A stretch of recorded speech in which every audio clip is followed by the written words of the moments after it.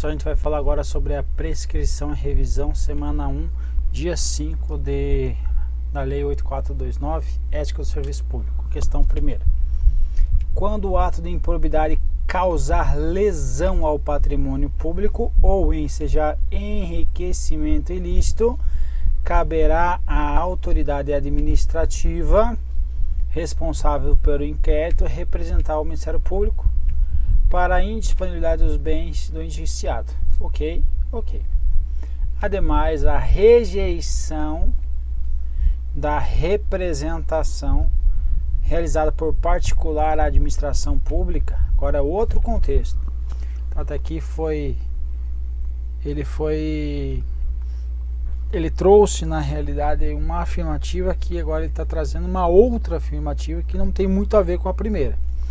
Então a rejeição, agora está falando que a rejeição da representação realizada por particular à administração pública. A administração pública recebeu uma representação aí de um particular dizendo que teve um ato de improbidade administrativa e a administração rejeitou. Então essa é o cenário aqui, ok? Então, por não se cumprirem as formalidades legais, não impede a representação ao Ministério Público. Então ele está dizendo assim, o particular mandou lá uma representação na administração pública. A administração pública rejeitou. Então o particular pode mandar ao Ministério Público? Essa é a pergunta. A resposta sim, pode. Veja, qualquer pessoa poderá representar a autoridade administrativa competente para que seja instaurada investigação destinada a apurar prática de ato de improbidade, ok? Então, primeiramente, qualquer pessoa pode representar, beleza? Agora 2, parágrafo 1º. A representação será escrita, então não pode ser verbal, reduzida a termo e assinada, não pode ser apócrifa. Conterá a qualificação do representante, as informações sobre o fato e a sua autoria e a indicação das provas de que tenha conhecimento, ok? Então não é uma representação sem fundamento, ok? Então a autoridade administrativa rejeitará a representação em despacho fundamentado se não contiver formalidades estabelecidas aí no parágrafo anterior, ok? Então a rejeição pela autoridade administrativa, no caso, não impede a representação ao Ministério Público, ok? Nos termos do artigo 22. Então é isso que está dizendo a questão. Então, portanto, está correto. 2, uma questão difícil. Acredito que dessa parte da 8429 é a mais difícil. Mas é mais difícil vendo ela pela primeira vez, depois fica tranquilo, ok? Isso aqui é a jurisprudência, não é a literalidade da lei como nós estamos acostumados de resolver questões da 8429 dessa forma, ok? Veja, segundo a jurisprudência do STJ,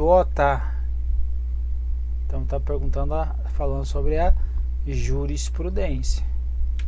O reconhecimento de ato de improbidade administrativa nos moldes previstos da Lei de Improbidade Administrativa.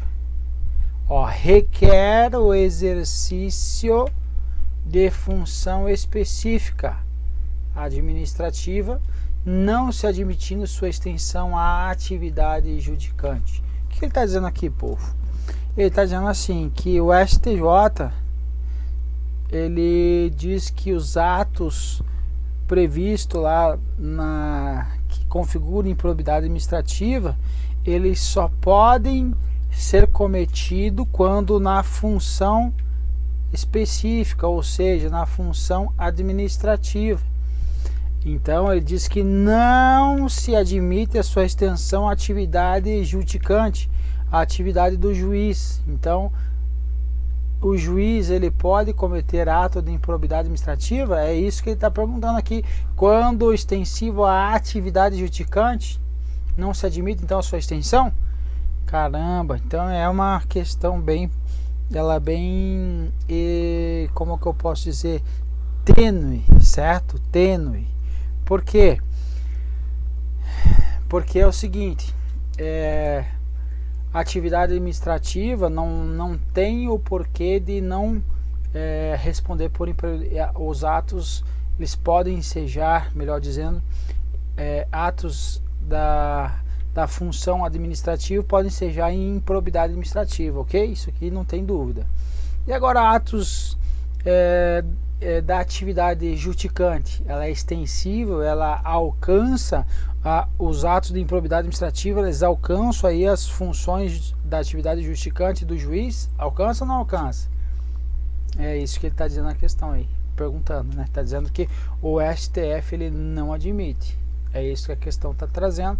E aí a pergunta é, está correto? Veja, a atividade jurisdicional em si não configura em nenhuma hipótese improbidade administrativa, ok? Ok, mas durante a sua produção podem ocorrer atos acessórios que podem ser enquadrados como improbos. Então, na atividade justificante, ele pode ocorrer atos acessórios. Atos pelo juiz, acessórios aí, ok? Que podem ser enquadrados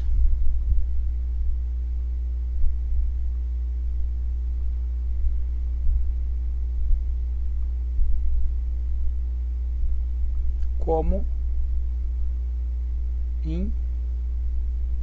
improbos.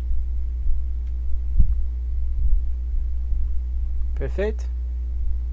Perfeito? Perfeito. Veja, STJ.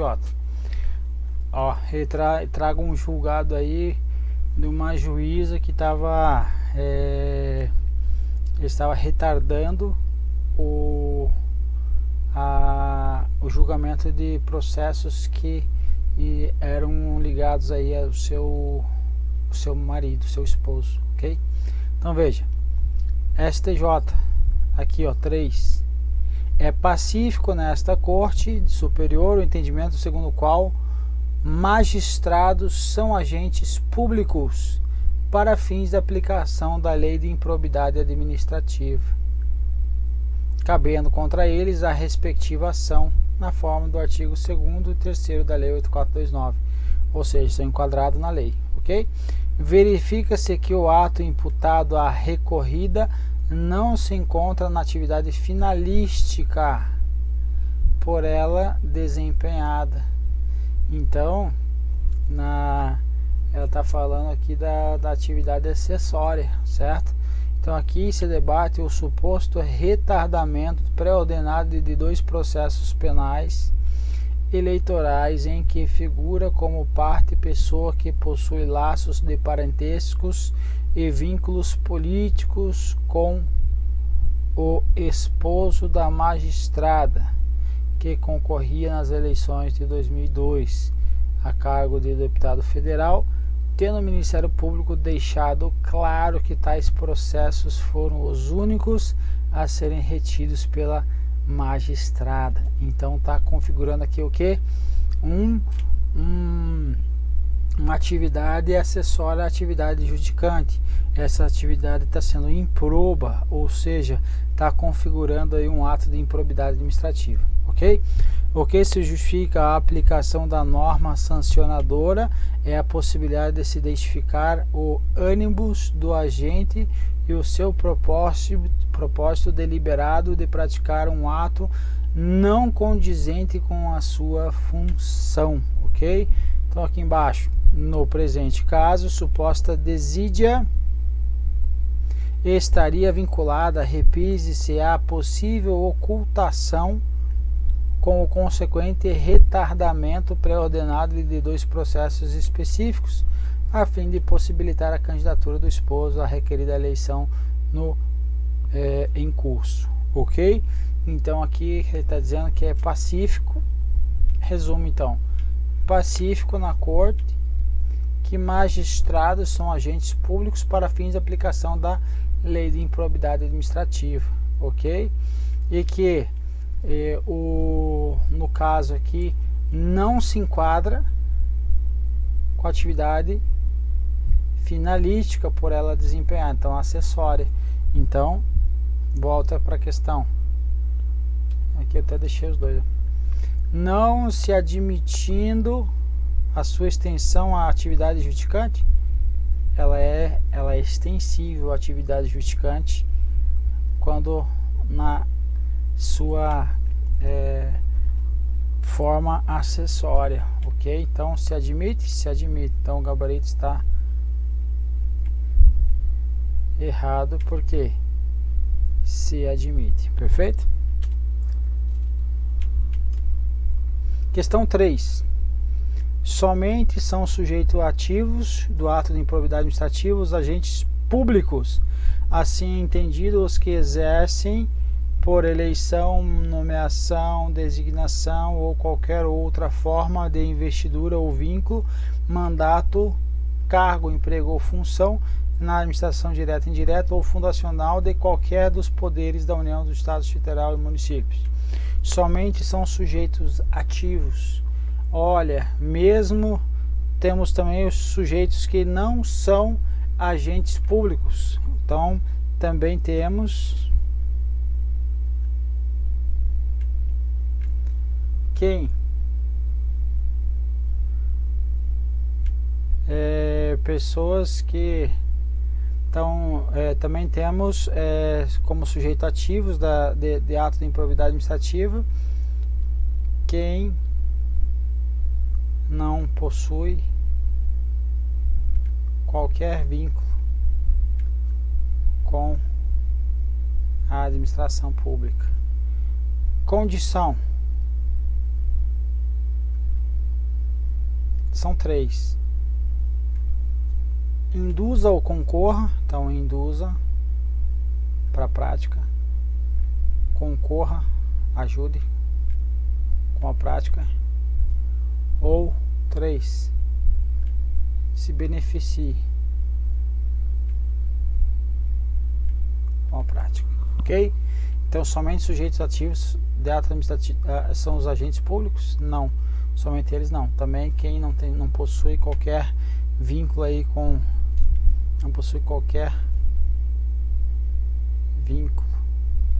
a administração pública, condição que induza ou concorra ou tem algum benefício direto ou indiretamente. Então veja, artigo 3º, as disposições dessa lei são aplicáveis no que couber. Aquele que mesmo não sendo agente público induza ou concorra para a prática do ato de improbidade ou dele se beneficie de qualquer forma, direta ou indireta. De forma direta ou indireta, ok? Então, não é somente os agentes públicos, ok? Então, ainda que não tenha vínculo, basta concorrer, induzir ou se beneficiar. 4. Considere que determinada regra exige licença ambiental para liberação de financiamento no projeto empresarial da cidade de Manaus.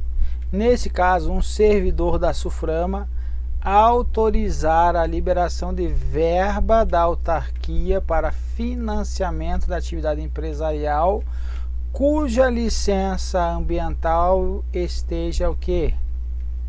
Irregular. Estou liberando recursos, verbas para a empresa que esteja com a sua licença irregular. Então agora ele poderá figurar como, no caso do servidor, poderá figurar como réu em ação de improbidade? Obviamente que sim, ok? Então veja, ele vai ter o que? Causado aí lesão ao erário. Se ele o que? Liberar verba pública sem a estrita observância das normas. Então ele está liberando sem a observância da norma que pela questão tinha o que? Ela tinha uma licença, a empresa licença ambiental irregular, então não está em observância com as normas, pertinentes ou influir de qualquer forma para a aplicação irregular. Então, liberou verba pública, não observou aí as diretrizes das normas, ensejou então aí a ação de improbidade administrativa. Então ele pode sim então figurar como réu na ação de improbidade. Questão correta. Quinta questão é um pânico, certo? É um pânico, mas se você não vir, né, o correto, se você não ler a lei, certo? A lei seca, você é um sério candidato a errar uma questão dessa, certo? Veja, o sucessor daquele que causar lesão ao patrimônio público está sujeito às cominações dessa lei até o limite do valor da herança. Quais são as cominações dessa lei? Temos lá o ressarcimento ao erário, suspensão dos direitos políticos, proibição de contratar com o poder público. Então ele está dizendo aqui o sucessor que causar lesão ao patrimônio público, o sucessor daquele. Então João era pai de Antônio.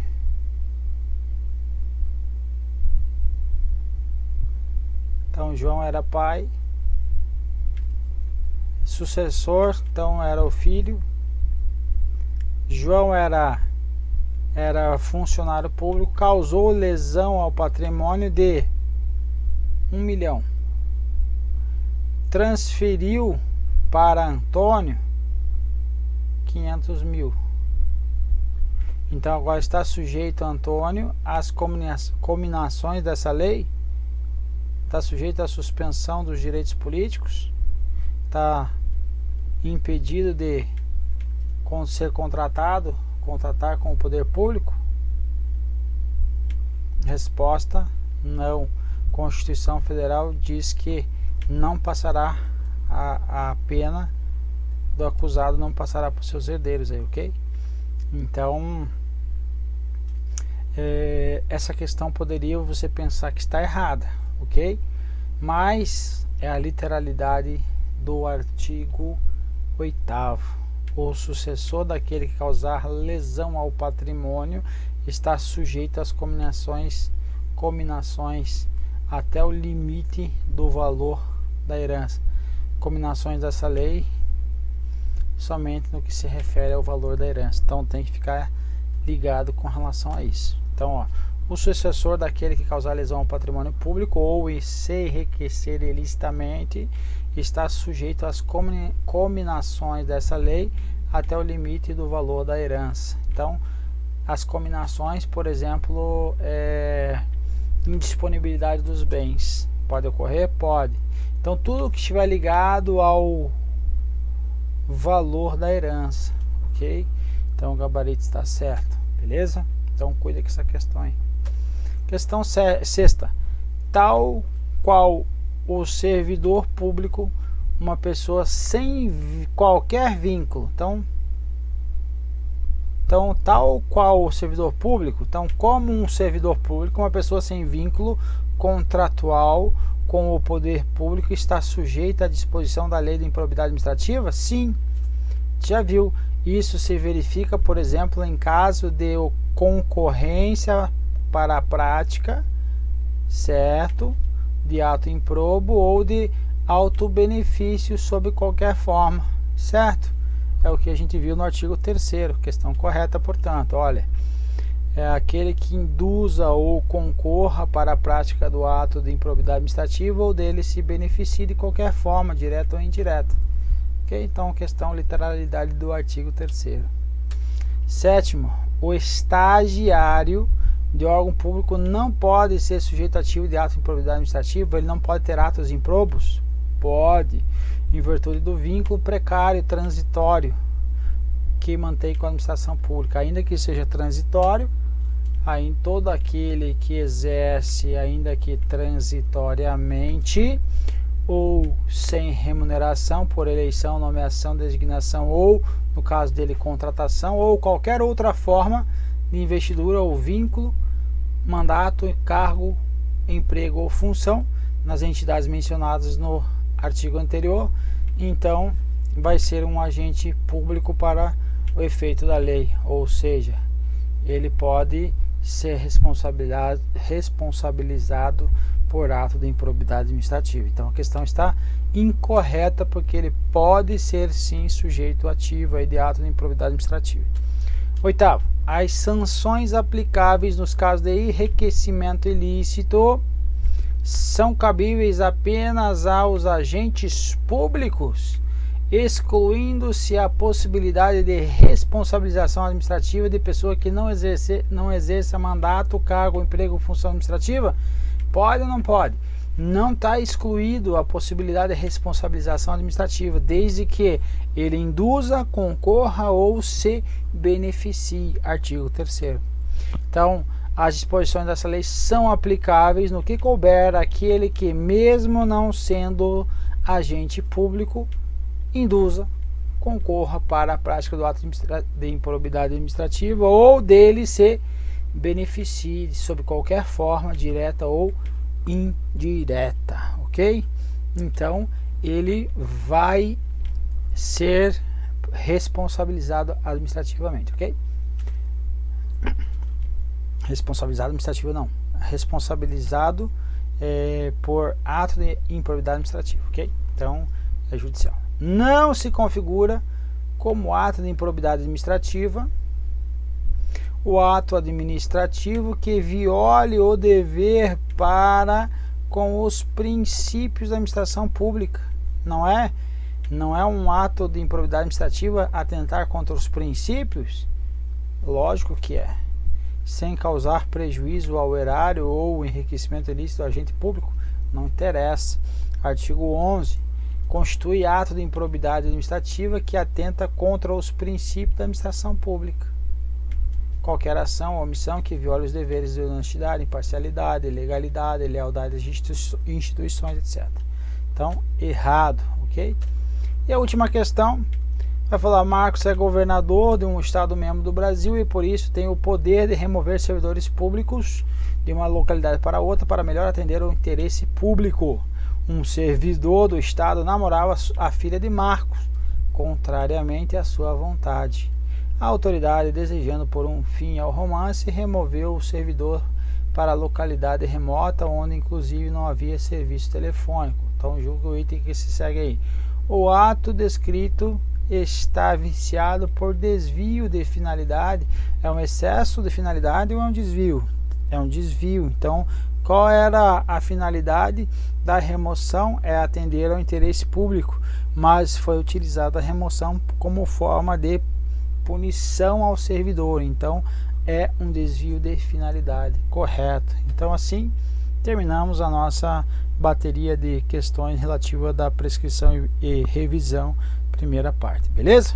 Povo, um abraço e até a próxima.